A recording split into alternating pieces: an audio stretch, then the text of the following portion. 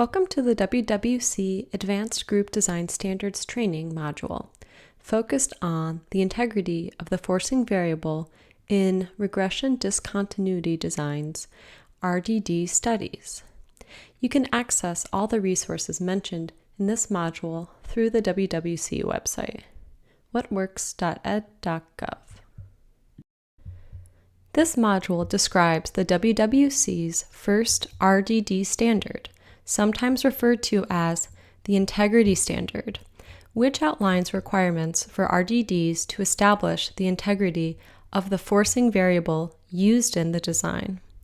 This module introduces the concept of the integrity of the forcing variable and then describes how the WWC assesses integrity of the forcing variable in RDD studies. After completing this module, you will be able to define what is meant by integrity of the forcing variable in an RDD and why the WWC is concerned about it. You will be able to describe the WWC's RDD integrity standard and will know how to apply that standard when conducting a WWC review of an RDD study. A key condition for an RDD to produce consistent estimates of intervention effects is that there be no systematic manipulation of the forcing variable that was used to assign units to conditions. In an RDD, manipulation means that scores on the forcing variable for some units were systematically changed from their true obtained values to influence treatment assignments, and that the true obtained values on that forcing variable are unknown. In the event of systematic or non-random manipulation of forcing variable scores, the true outcome forcing variable relationship no longer can be identified, which then can lead to inconsistent impact estimates at the cutoff. Therefore, the WWC's integrity standard is concerned with whether any scores on the forcing variable were systematically manipulated.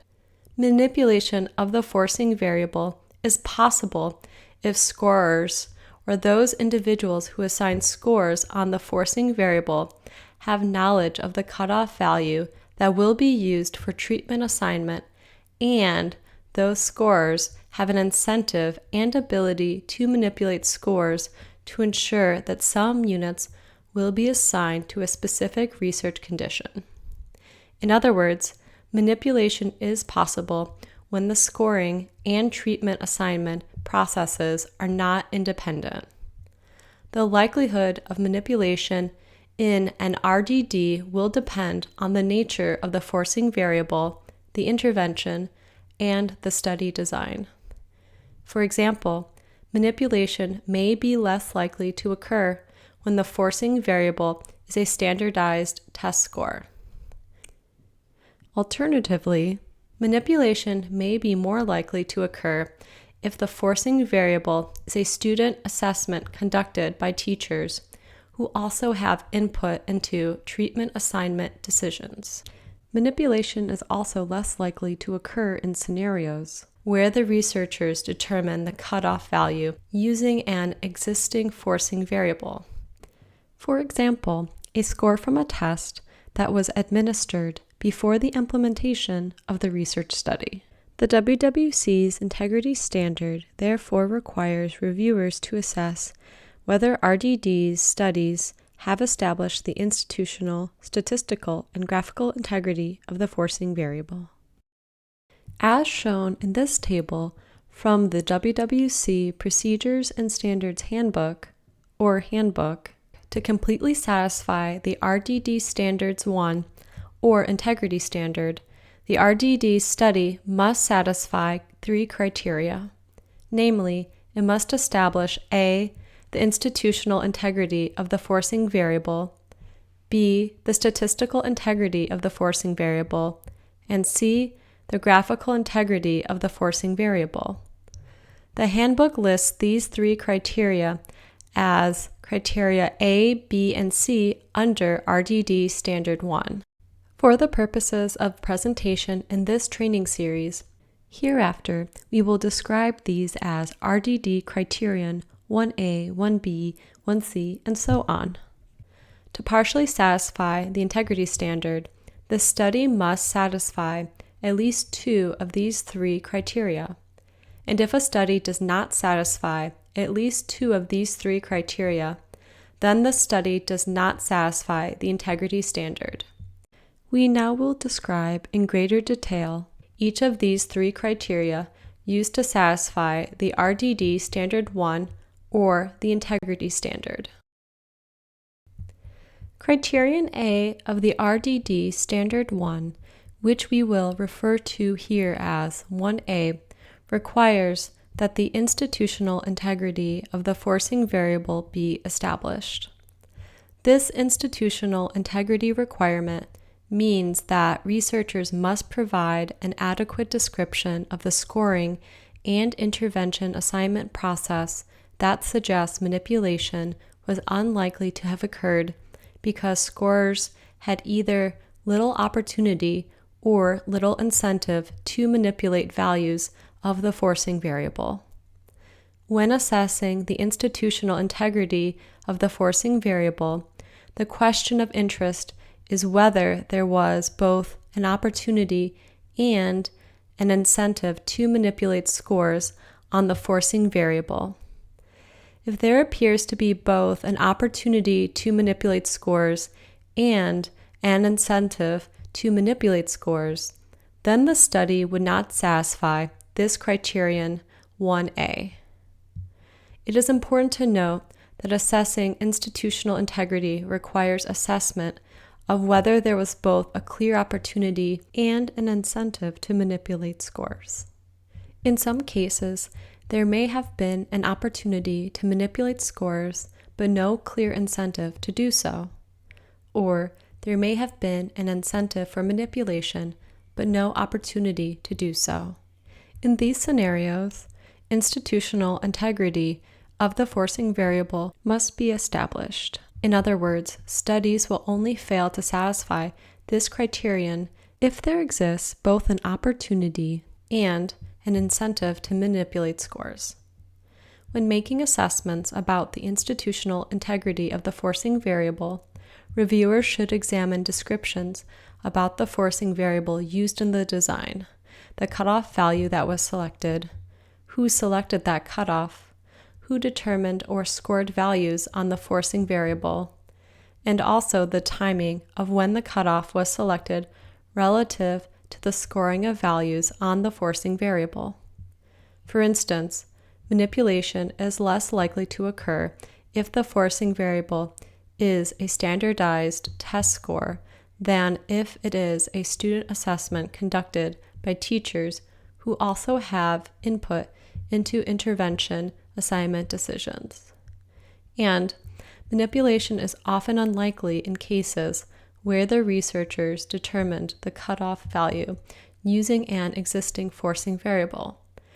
For example, a score from a test that was administered before the study was implemented. Criterion B of the RDD Standard 1, which we will refer to here as 1B, requires that the statistical integrity of the forcing variable be established. The statistical integrity requirement means that researchers must report findings from statistical tests that establish the smoothness of the density in the forcing variable right around the cutoff. One of the most common and widespread statistical tests for this purpose is the McCrary test, which provides a formal statistical test for assessing the likelihood of manipulation of the forcing variable. The logic behind this test is that in the absence of manipulation, the marginal density of the forcing variable should be continuous at the cutoff. Conversely, if there is substantial bunching of data on one side of the cutoff, meaning that the marginal density of the forcing variable is not continuous at the cutoff, then that suggests evidence of manipulation. More concretely, the McCreary test is used to test the null hypothesis that there is no discontinuity in the density function of the forcing variable at the cutoff. There are several ways to perform these density discontinuity tests, also sometimes referred to as manipulation tests. In addition to the McCreary method originally proposed in 2008, there are other types of manipulation tests that could be used, including, but not limited to, the local polynomial density estimators proposed by Cataneo, Jansen, and Ma, 2020, and G-order statistics proposed by Bugney and Canay, 2020. Any statistical test not described in the handbook should be drawn from the methodological literature, which must describe and explore the statistical properties and performance of the test. An applied paper which describes a novel method and then uses it in a single applied example is not sufficient. To satisfy RDD Criterion 1B, researchers must therefore report the results from a statistical test of manipulation, and the test must fail to reject the null hypothesis of continuity in the density of the forcing variable at the 5% significance level. Criterion C of the RDD Standard 1, which we will refer to here as 1C, requires that the graphical integrity of the forcing variable be established. The graphical integrity requirement means that researchers must report graphs, such as a histogram or other type of density plot, that demonstrates the smoothness of the density of the forcing variable right around the cutoff. The graph must not provide any strong evidence of a discontinuity at the cutoff that is obviously larger than discontinuities in the density at other points along the forcing variable. Indeed, small discontinuities along the forcing variable distribution may often arise in RDDs, particularly when the forcing variable is discrete. Therefore, when assessing graphical integrity, the focus should always be on whether there is strong evidence of a discontinuity at the cutoff that is obviously larger than any other discontinuities observed at other points along the forcing variable. So long as there is not strong evidence of bunching around the forcing variables, a study satisfies RDD Criterion 1C. If you are not sure whether an observed discontinuity represents strong evidence of potential manipulation at the cutoff, please raise your questions with review team leadership. This slide provides two examples of graphical evidence in the form of density plots, which might be reported in an RDD study and could be used to assess Criterion 1C, namely the graphical integrity of the forcing variable. For both graphs, we will assume that the forcing variable ranges from 0 to 50 and the cutoff value used to allocate units to conditions is at the value of 25, such that units scoring at or below 25 on the forcing variable will be assigned to the intervention condition, and those scoring above the cutoff will be assigned to the comparison condition. In the left panel, we see an example of a density plot that does not provide any evidence of manipulation. This is because the density plot clearly demonstrates a smoothness of the density of the forcing variable, right around the cutoff value of 25. In other words, there is no obvious jump or bunching in the density of the forcing variable on either side of the cutoff. Thus, the graph in the left panel would provide the graphical evidence needed for a study to satisfy RDD Criterion 1C. Conversely, the graph shown in the right panel is a density plot that does show evidence of manipulation. This is because the density plot clearly demonstrates a discontinuity in the density of the forcing variable right around the cutoff value of 25. Namely, there is significant bunching in the density immediately below the cutoff value of 25. Indeed, the graph on the right shows a clear discontinuity in the density of the forcing variable at the cutoff value, suggesting that manipulation could have occurred to increase the number of units who were assigned to receive intervention services. Thus, a study that provided the graph shown in the right panel would not satisfy Criterion 1C because the integrity of the forcing variable was not established graphically. Some researchers may not provide density plots of the forcing variable. Instead, researchers might graphically display the distribution of the forcing variable using other graphical techniques, such as simple histograms like those shown here. Again, these graphs show two examples of graphical data that might be used to assess RDD Criterion 1C, with the graph on the left providing an example where manipulation was unlikely and thus the graphical integrity of the forcing variable would be established, and the graph on the right again suggesting that manipulation was likely and thus the graphical integrity of the forcing variable was not established. Of course, it's important to acknowledge that not all graphical displays presented in the literature will be this clear-cut. There are a variety of ways in which examples might be more difficult than the examples provided here. So it is important to remember that you are looking for strong or compelling evidence of discontinuity at the cutoff, which is obviously larger than discontinuities observed in the density at other points along the forcing variable distribution.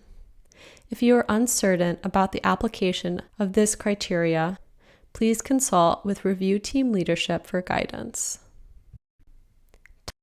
Time for your first knowledge check in this module. After the announcement of an intervention offered to students struggling with reading, teachers conducted and scored a student assessment.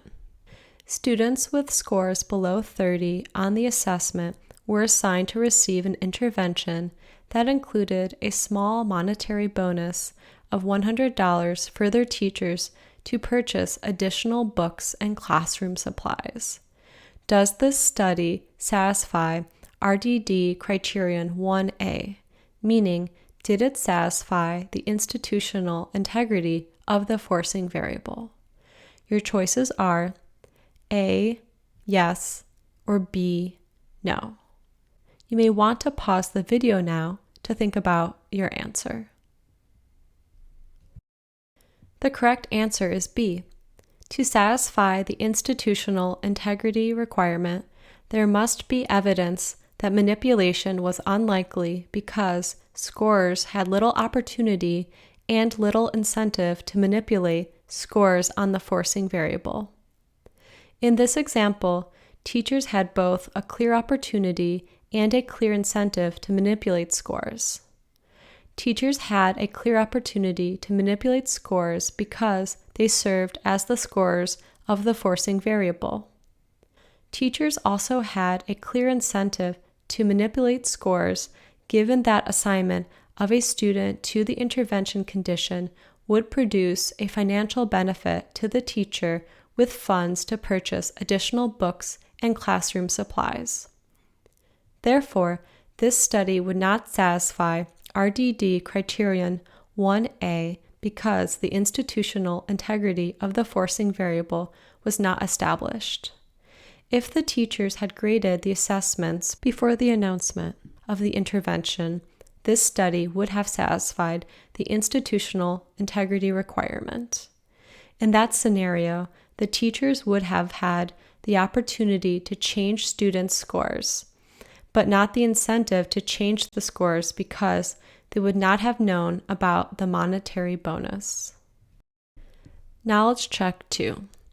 After state assessments had been administered, the State Department of Education initiated an intervention program for high school seniors where those who received a score of at least 200 on the state assessment were eligible to receive 75% of the cost of tuition at a state university.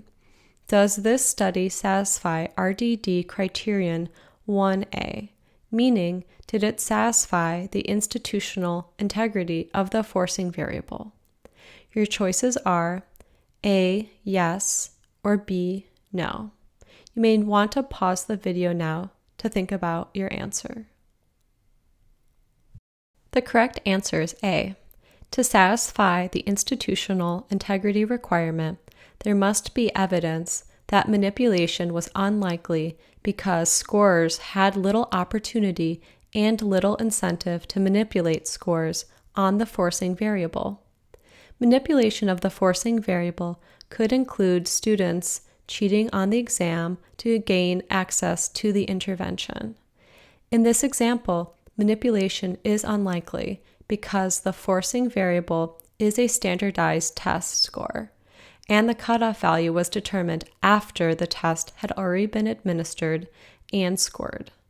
Although there may be a potential incentive for manipulation of scores, there was no clear opportunity for manipulation.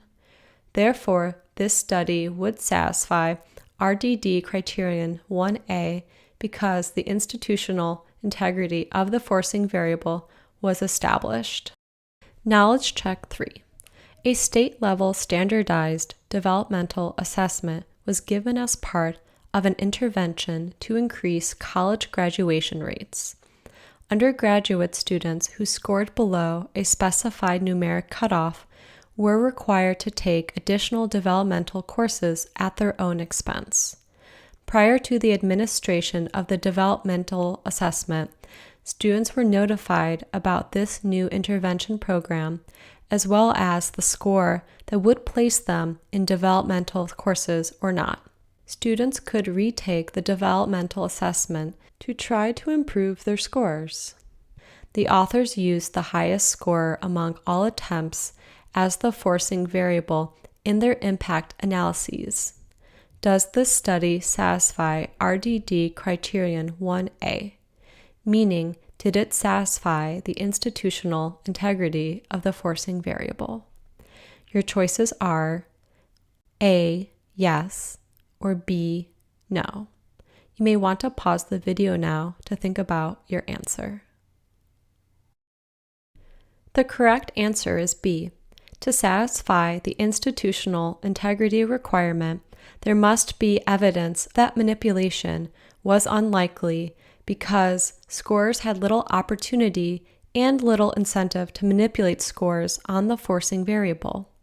In this example, although the forcing variable is a standardized test score, students had both a clear opportunity and a clear incentive to manipulate their scores by retaking the test. Thus, this study would not satisfy RDD Criterion 1A. Knowledge check 4. An RDD study estimated the impact of an intervention on reading achievement test scores.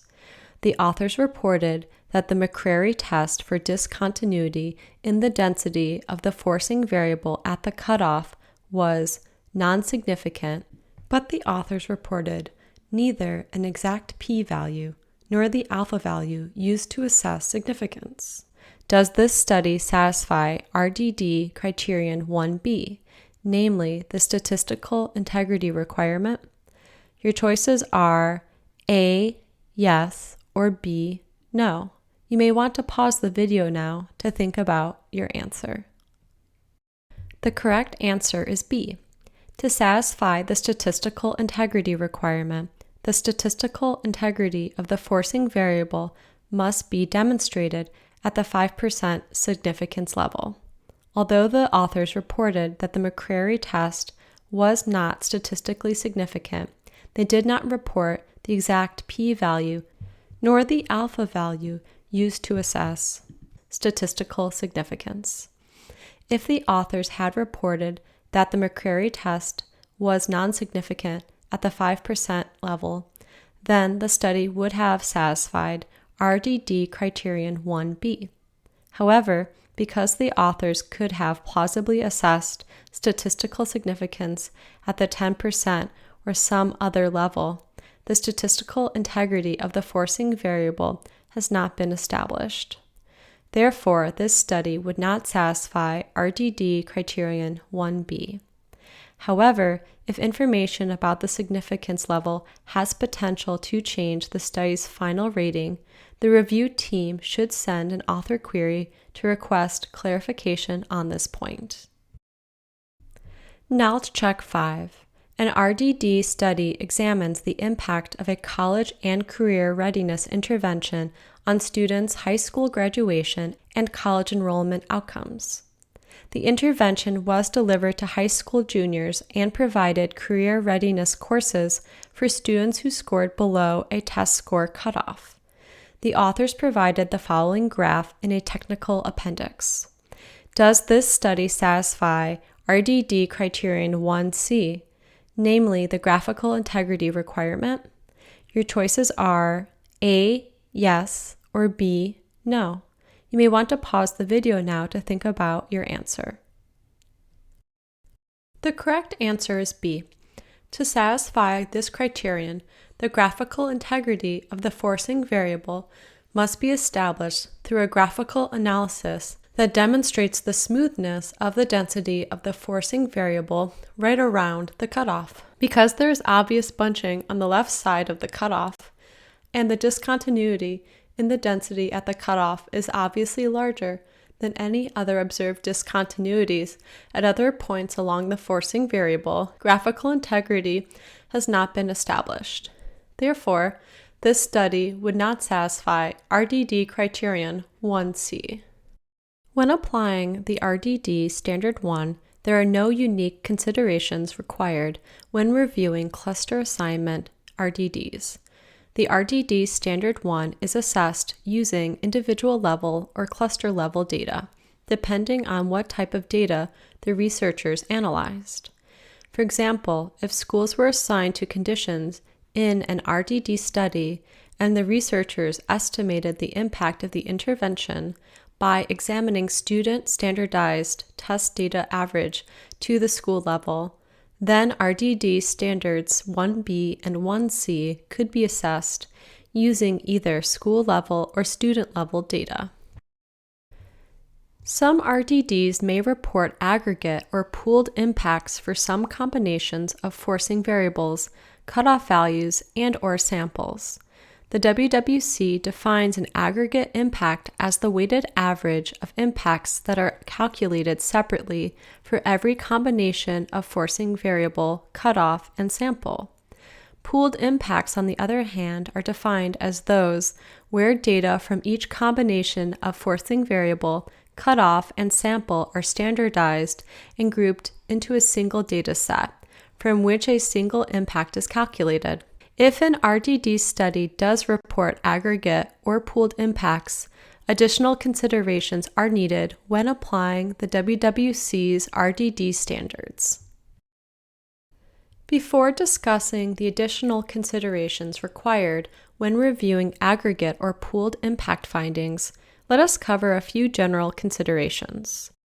Of note, the overall rating of an RDD study will be the highest rated impact presented in a study, including pooled or aggregate impacts presented in the study. Authors may improve the rating of a pooled or aggregate impact by excluding combinations of forcing variables, cutoffs, and samples that do not meet the RDD standards for reasons that are clearly exogenous to intervention participation. For instance, in a multi-site study, a site that fails the institutional integrity check for manipulation could be excluded from the aggregate impact, thereby resulting in a higher rating for the aggregate impact. However, potentially endogenous sample exclusions or sample exclusions potentially influenced by the intervention will not improve the rating of an aggregate or pooled impact because the RDD standards will be applied as if those exclusions were not made. The burden of proof will fall on the authors to demonstrate that any exclusions from the aggregate or pooled impact were made for exogenous reasons. For RDD studies that report aggregate or pooled impacts, the following unique considerations apply when assessing RDD Standard 1. For each of 1A, 1B, and 1C, the standard is satisfied if the integrity of the forcing variable is satisfied for every combination of forcing variable, cutoff, and sample that is included in the pooled or aggregate impact estimate. However, it is permissible to exclude from a pooled or aggregate impact any cases that do not satisfy 1A.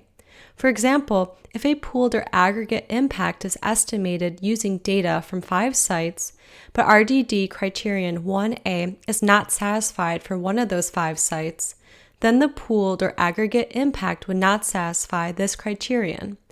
However, if the researchers reported a pooled or aggregate impact that was estimated using data from only the 4 sites that met RDD Criterion 1A, then this finding would satisfy this criterion.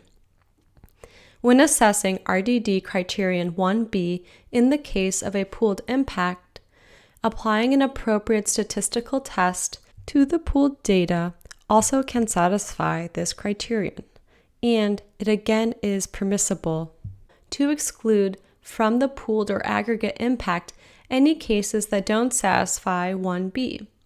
Finally, when assessing RDD Criterion 1C in the case of a pooled impact, providing a single graph based on the pooled data also could satisfy this criterion.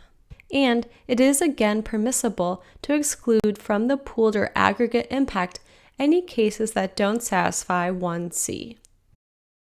This concludes our module on the WWC's Integrity Standard, or the RDD Standard 1, which requires evidence of the integrity of the forcing variable used in an RDD study.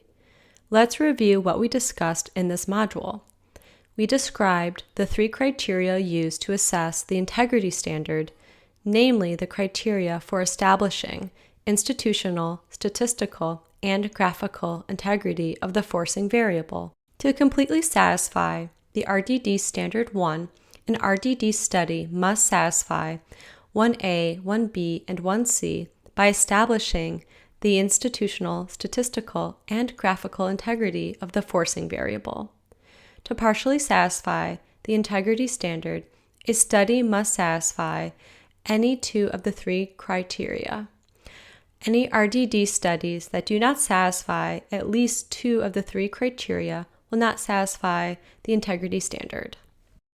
Recall that there are 5 total standards that determine the research rating of RDD study findings.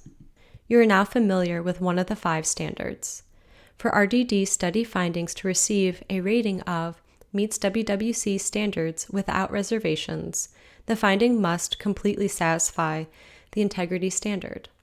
In order to receive a research rating of meets WWC standards with reservations, RDD study findings must partially satisfy the integrity standard. And any RDD study findings that fail to satisfy the integrity standard will receive a rating of does not meet WWC standards. The next module in this training series will describe the second RDD standard, the attrition standard, which focuses on sample attrition in regression discontinuity design studies.